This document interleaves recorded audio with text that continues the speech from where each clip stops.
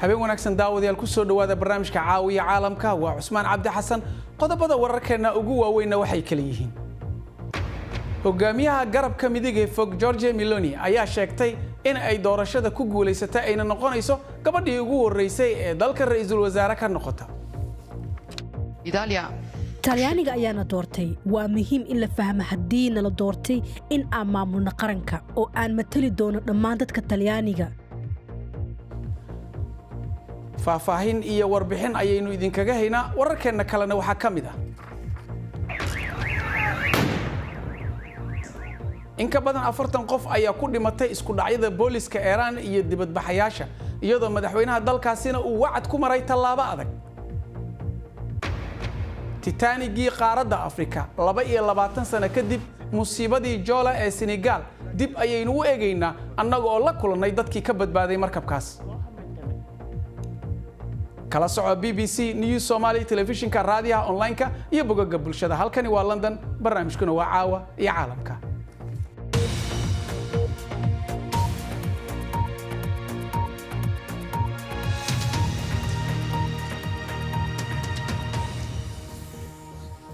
habeen wanaagsan meel kastood joogtaan aan ku bilaabana dalka Talyaaniga waxa ay cagta saareen wadadii ay ku heli lahaayeen ra'iisul wasaarihii ugu horeeyay oo qof dumar ah iyo hogaamiye ka tirsan xisbiga midabka fog tan iyo dagaalkii labaad ee adduunka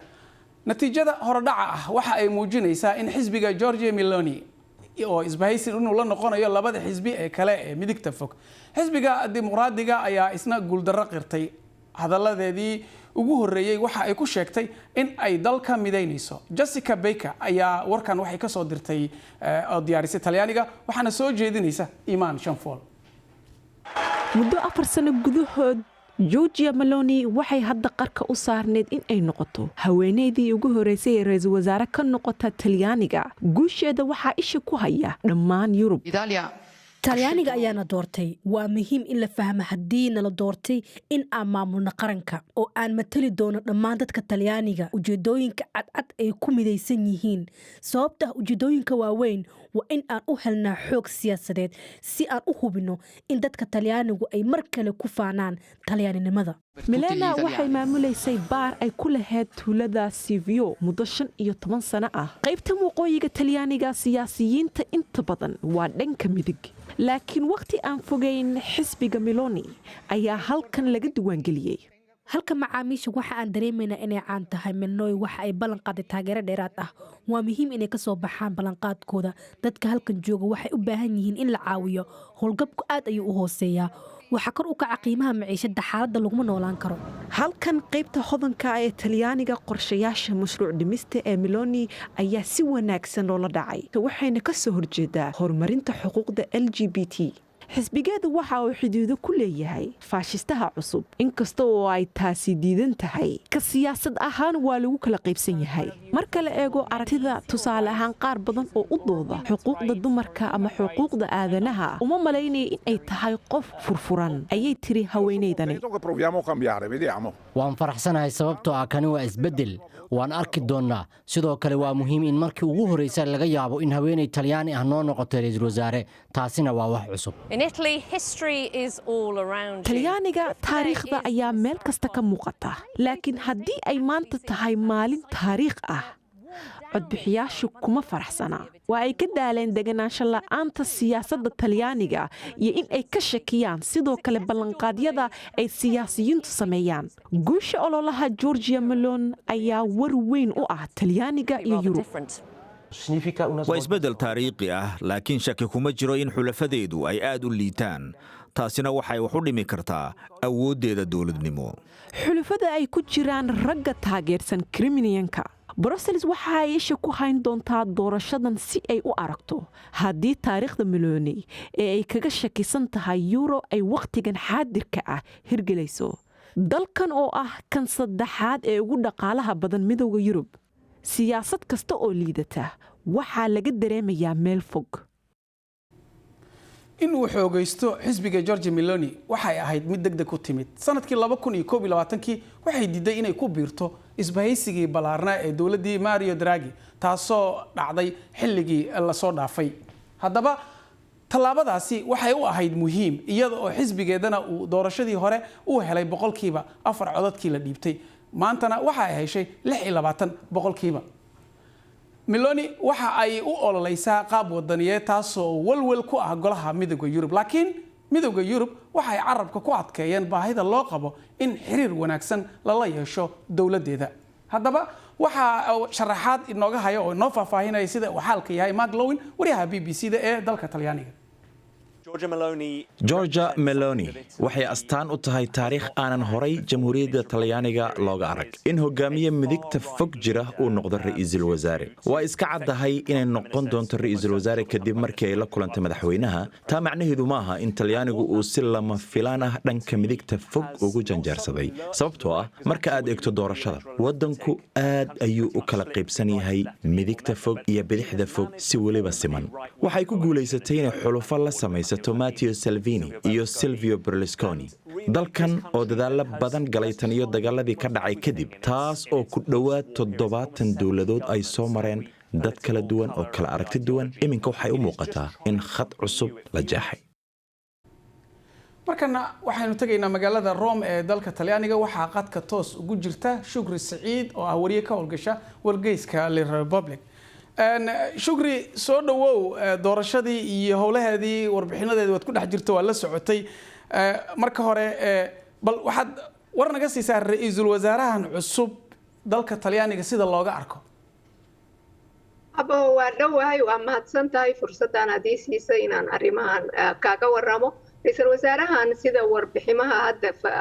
ka hadasheen oo kuwan ka horeeyay loo sheegayba waxaa jira walaaca dhinaca xuquuqul insaanka iyo dhinaca dhaqaalaha iyo siyaasadda EU-ga iyo NATO-dan qolyahan Alliance Atlantic la yiraahdo oo Mareykanku uu horboodayo iyo conflict-kan hadda dagaalka ka jira Ukraine iyo Ruushka arrimahaas iyo sida loo manage gareyn lahaa oo loo maamuli lahaa dhaqaalaha hadda uu ku bixinayo markii hadda caabuqii laga soo oo kabsanayay oo EU-gu ku bixinayo oo maaragtay BNRR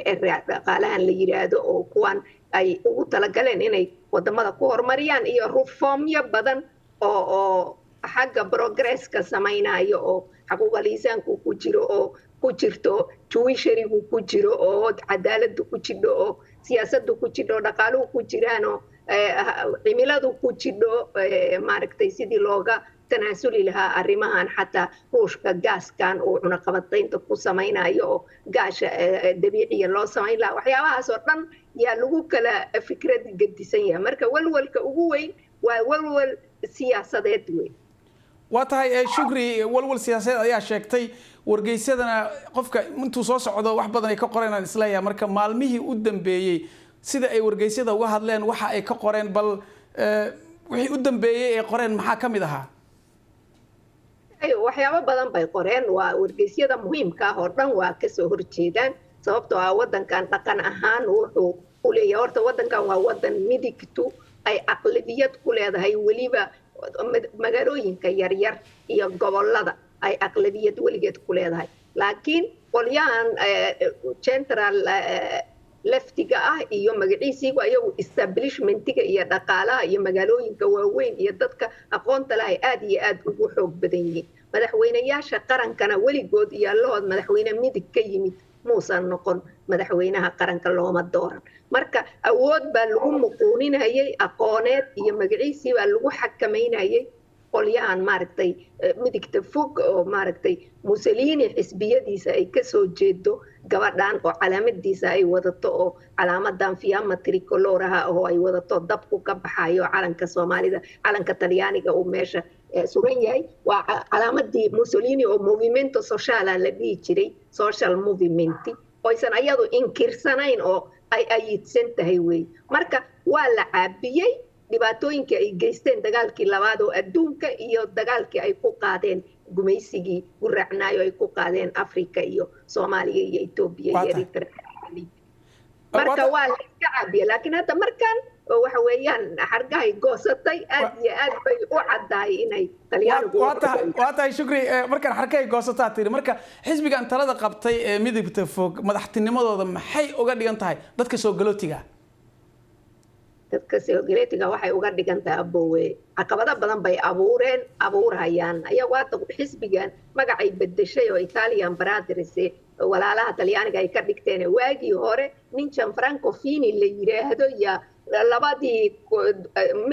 1994 markii Silvio Berlusconi uu dawladii ugu horeysay oo dawladii Talyaanigu xisbiyadii Democrazia Cristiana iyo Socialistiga Craxi ay burbureen oo meeshaas ay ku samaysteen ninkaas Alleanza Nazionale u bixiyay Movimento Sociale Alleanza Nazionale ay iyadu magacii ka sii bedeshay oo Italian Brothers uu bixisay laakiin waagaasba nin ayada ninkaas xisbigaas ka mid ah Gianfranco Fini ba wuxuu ahaan jiray premier ku-xigeen oo Silvio Berlusconi ku xigay marka wax cusub ma aha waxa hadda walwalka iyo waxaas iyada waa dumar waxay ka soo horjeedaan naagaha inay ilmaha iska soo ridaan waa sheegtay waxay ka soo horjeedaan qolyahan maaragtay genderka ay ka soo horjeedaan laakiin talyaanigu waa ka talaalan yahay waxaas u malayn maayo inay wax ka badan way isku dayaysaa caqabado inay soo galootiga ku samayso of course laakiin maxkamadaha jira hay'ado dastuur baa jira wadankan wadan dimuqraadiyad ku adag tahay weeye waa adag tahay si ay Giorgia Meloni uga weeciso talyaaniga hadafka dimuqraadiga iyo xaquuqdiisa shukri Saciid oo wariye ka howlgasha ah Wargeysa Republic Roma qadka ugu jirtay shukri aad baad u mahadsantahay adaa mudana buu grazie wali waxay noo soo socda caawa qaybta dambe idinkugu haynaa Titanic qaaradda Afrika 22 sano kadib musiibadii Jola Senegal dib ayaynu eegaynaa annagoo la kulanay dadkii ka badbaaday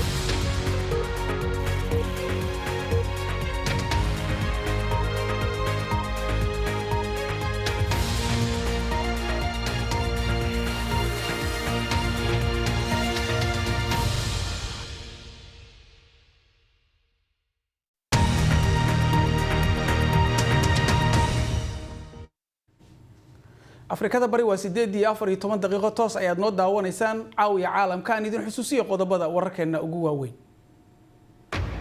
hogaamiyaha garabka midig ee fog Giorgia Meloni ayaa sheegtay in ay doorasho ku guuleysatay ayna noqonayso gabadhii ugu horeysay ee dalka ra'iisul wasaare ka noqota. 40 qof ayaa ku dhintay isku dhacyadii booliska Iran iyo dibadbaxayaasha iyadoo madaxweynaha dalkaasina uu wacd ku maray inuu tallaabo adag qaadayo. warbixintaasi Iran ayaynu ku sii soconaynaa shacabka wadankaasi ayaa habeenkii tobnaad jidadka isugu soo baxaya iyaga oo ka caraysan geerida Mahsan Amini waxa ayna muujinayaan in aysan u hoggaansamaynin digniinta waaxda cadaaladda ay soo saartay sida la og yahay ugu yaraan 41 qof ayaa ku dhintay rabshadaha oo inta badan dadka dhintay ay yihiin dibadbaxayaasha sidoo kale askar ayaa ku jira kuwa dhintay haween ayaana hogaaminaya isu soo baxyadan inkastoo cagajuglayn ay kala kulmayaan laamaha amniga digniin muuqaalada qaar ee warbixintan ku jira waxa ku jiri kara kuwa aad dhibsataan Axmed Xaaji Xasan ayaa inoo soo jeedinaya. Iran maalmihii la soo dhaafay dibadbaxyo dheeraad ah ayaa ka socday ilaa 11 magaalo. arrintan waa waxa ay diidan yihiin ciidanka anshaxa iyo qof kasta oo dadweynaha ka mid ah oo dawladda isku daydo inay diyaarsato waxayna ciidanka hubkooda u adeegsanayaan in si toos ay xabado ugu ridaan dadka isu soo baxay. Iiraaniyiintu way caraysan yihiin. Mahsan Amini oo 22 sano jir ahayd oo ku dhex dhimatay saldhig boolis ayaa sabab u ah isu soo bixi ugu weynaa muddo sanado ah ee dawladda ka dhana. waxaa loo xiray inaysan si wanaagsan u xijaabanin iyo inay timaha fooda faydatay. waxaana sidoo kale la yaab lahayn in dumarka ay hogaaminayaan isu soo baxyadan cusub. haweenkan waxay iska qaadeen qamaarka ama tarxadda waxayna ku lugeeyeen mid ka mid ah jidadka ugu mashquulka badan Tehraan. wajiyadooda waxaa loo qariyay si aan loo aqoonsanin. xalay dibadbaxayaashu waxa ay qaybo ka mid ah caasimadda ku gubeen sawirka hogaamiyaha ruuxiga ah ee Iran Ayatollah Ali Khamenei. muuqaaladan argagaxa lehna waxaa ka soo muuqday hooyo iyo gabadheeda oo si naxariis leh u codsanaya in la fasaxo. isla markiiba askari ayaa gabadha dhulka ku tuuray. sidoo kale xadiid oo 20 sano jir ahayd waa qofkii ugu dambeeyay ee rabshadaha ku dhimata waxaana ku dhacay xabad ee askarta soo rideen. balmarkan aynu eegno qodobada kale ee ku jira wararkeena caawa.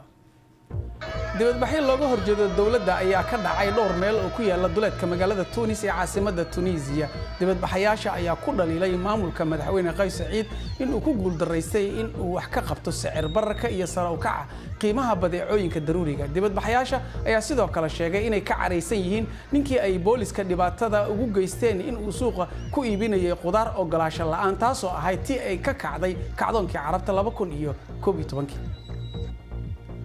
maxkamadaynta taliyihii hore ee fallaagada Jamhuuriyadda Afrikada Dhexe ayaa ka bilaabatay maxkamadda ICC ee Hague. Maxamed Saciid Cabdulqani ayaa diiday in uu galay dambiyo 7 ah oo ay ku jiraan kuwa dagaalka ah iyo kuwa aadannimada ka dhan ah. dacwad oogayaasha ayaa sheegay in Cabdulqani uu kormeer ka ahaa xabsi ku yaala caasimadda Bongi halkaasi oo maxaabiista lagu garaacay laguna jirdilay. maxkamadan waxay soconaysaa 7 bilood. الله نحرسته الشيخ يوسف القرداوي وهو عالم سوين لوجا يقانا أدونكا أيا جيريودي شيخ وحا وكو جيريودي سجاشن الحسنة وحنا لقول تريني إنه كمدها متكمدها هو جامياش الروحي جاء أخوان المسلمين قطر أيو كو جيريودي هل كاسيو مسافرس وقولنا ولا كدب مركي ملتريجا أفغانبيان دولة دي أخوان كهو جاميني مصر لبكون يسدح يطبنكي waxaa shaqada joojiyay shaqaalaha caafimaadka isbitaalka ku yaala bartamaha Uganda halkaasi oo Ebola uu ka dilaacay 34 dhakhtar tababar ku jira iyo farmashiistayaal kalkaaliyaal ayaa waxay ku eedeeyeen dawladda inaysan siin qalabka badbaadada 6 ka mid ah shaqaalaha ayaa karantiin ku jira si loo ogaado haddii ay qaadeen fayraska.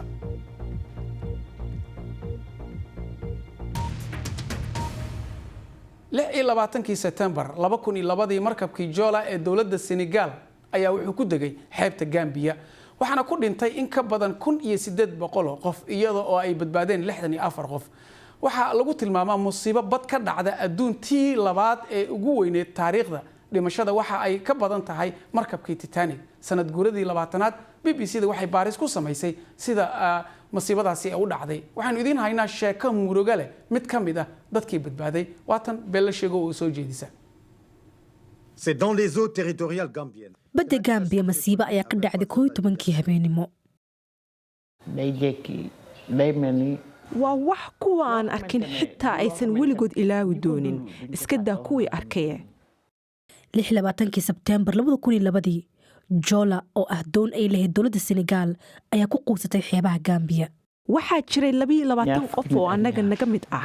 oo ay soo badbaadiyeen kulluumaysatada laakiin waxaan ahaa haweenaydii keliya. in ka badan 1800 oo qof ayaa ku dhintay 64 oo qof oo kaliya ayaa ka badbaaday 144 caruur ayaa ka mid ah dadkii dhintay. safarka doonta habeenkii ka horeeyay waxa aan xasuustaa in aan 3 ama 4 jeer soo toosay markii aan imid doontu way buuxsantay. laakiin markii aan dekadda imid waxaan arkay nin dhalinyaro ah oo guriga wax kaga tegay. waxa uu weydiiyey maamulka booskiisa qaadan kara oo bedeli kara. sidaas ayaan doonta ku fuulay. markabkan oo lagu magacaabo Jola ayaa ka shaqeyn jiray inta u dhaxaysa koonfurta Senegal iyo caasimadda Dakar. waxa uu qaadi jiray 536 rakaab ah iyo 35 baabuura. waxaan arkay in dadka ay agjiifay oo xaggayga ku soo durkaya laakiin waxba ma aanan fahmin waayo waxay ahayd markii ugu horeysay ee aan doon fuulo. waxaan la yaabay waxa dhacaya. waxaan u maleeyay in ay tahay wax iska caadi ah. waan istaagay anigoo mugdi ku jira oo jah wareersan oo aan waxba haysan. waxaan lahaa uur 4 bilood ah. waxaan ka fekeray ilmahayga. waxaan is-ilmalaha Ilaahay baa qoray in ilmahaygu uu uurka ku dhinto. markaas si lama filaan ah ayaan u arkay iftiin.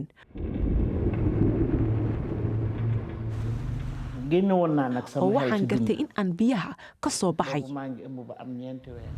mas-uuliyadda quusashada Jola ayaa la sheegay inay ka dambeeyay kabtanka oo la waayay markii uu masiibada ay dhacday. dhammaanteen waanu isku dhex jirnay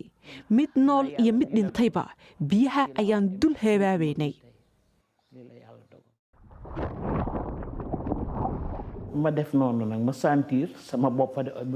waxaan ku dhex jirnay biyaha muddo dheer gargaar la'aan.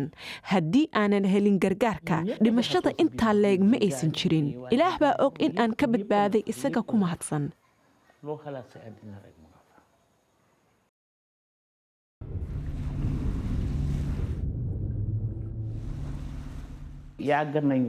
xitaa waxaan dareemayaa in khamiis kasta ay tahay maalinta masiibada.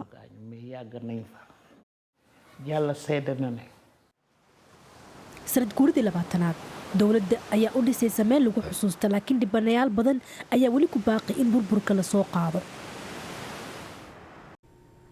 haddana wararkii ciyaaraha ee caawa aan ku bilaabano kubadda cagta caawa iyo Nation League. England waxay kulankeedii ugu dambeeyay ee Nation League ku arkaysaa Jarmalka hore ayay u hareen kadib markii Talyaaniga uu kaga badiyay 1-0. xulka England ayaa 5 ciyaar oo ay dheeleen waxa ay la kulmeen guul darro oo wax guul ama aysan helin. maamulahooda Southgate waxa uu ciyaartooydiisa ka dalbaday in taageerayaasha si fiican ay kaga tagaan ka hor koobka adduunka caawa. weeraryahanka reer Masar Mohamed Salah ayaa ka nasanaya kulanka saaxiibtinimada ee toddobaadkan dalkiisa iyo Liberia. waxa uu Liverpool ku soo laabanaya ka hor inta uusan horyaalka Ingiriiska bilaaban dhamaadka toddobaadkan. 30 jirkan ayaa naadiga ay ka reebeen xulka ciyaarta talaadada ee ka dhacaysa Alexandria. sidoo kale waxa ciyaartaasi ka maqnaan doona weeraryahanka kale ee la yiraahdo Mustafa Mohamed iyo difaacooda Ahmed Fatah. markan September waa bisha wacyigelinta kansarka ilmo galeenka. sidee loo ogaan karaa calaamadaha kansarka xukaansidaha si goor hore caawin loo helo? kansarka ilmo galeenka waa kan ugu badan ee haweenka ugu geeriyoodaan adduunka. inta badanna waxa ma la fahmo amaba si qalad ah ayaa loo baaraa. ururka la yiraahdo CCE oo ka hortagga kansarka ku dhaca ilmo galeenka ayaa toddobaadkan Muqdisho waxa ay ka wadaan mashruuc bilaash ah oo ugu talagaleen in dumarka lagu baaro. waxaan la hadalnay Dr. Raisa Maimuna oo noo sharaxaysa astaamaha cudurka. kansarka ku dhaca afka ilmo galeenka ma laha calaamado bilowga. calaamadaha waxay soo baxaan markuu faafaayo. calaamadaha la arkana maaha calaamado waaweyn. waxay ahaan karaan calaamadaha caadiga ee gabdhaha isbitaalka ula imaadaan sida qoyaano iyo dhiig mar aan caado ahayn ka socoto kale. wuxuu leeyahay ka hortag oo ah talaal gabdhaha intaysan guursan ay qaadan karaan ka hortagga labaadna waa in minka afkiisa dhacaamo laga qaado 3 ilaa 5 sano gudahooda si loo fiiriyo isbedel inuu jiro isbedelkaas oo hadduu bilaaw yahay qofka laga daaweyn karo oo uu ka badbaadi karo cudurka 100%. nasiib daro wacyigelin la'aan daraadeed dadka ma loo suubiyo baaritaankan marmar baaritaankan gabdhaha waxaa loo suubiyaa markii isbedelo waaweyn oo lagu arko oo ay u badan yihiin inuu kansar yahay waxaa loo baahan yahay baaritaankan in loo suubiyo markaysan calaamado jirin ama calaamadaha ugu yar ee jiraan si loo helo cudurkan asagoo bilaaw ah guud ahaan Afrika gaar ahaan Soomaaliya waxaa ku yar xarumaha lagu baaro kansarkan iyo xirfadlayaasha ka shaqeeya iyo ayadii oo lacag ah oo qaali ah oo dadka ka bixi karin usbuucan waxaa wadnaa oo lala ku saabsan baarista minka afkiisa oo laga fiirinayo kansarka waxaan u suubinaynaa 200 oo haween baaritaan oo noo sheegi doono isbedelada oo kansarka noqon kara inay leeyihiin inaysan lahayn cudurka kansarka waa kansar ka hortag leh haddii la arkana asagoo bilaaw ah qofka wuu ka badbaadi karaa 100%. mar walba waxaad nagala socon kartaan BBC Somali Facebook fadlan raadi BBC News Somali oo kali doontaan muuqaalo falanqeyn dheeraad ah wararka ogaan soo adeeg wararka caalamka ee Soomaaliya nagala soco BBC Somali Twitter Instagram intaas ayaan ku soo gabagabaynaynaa caawiya caalamka ee nabadgelyo intaan habeen dambe kulmi doono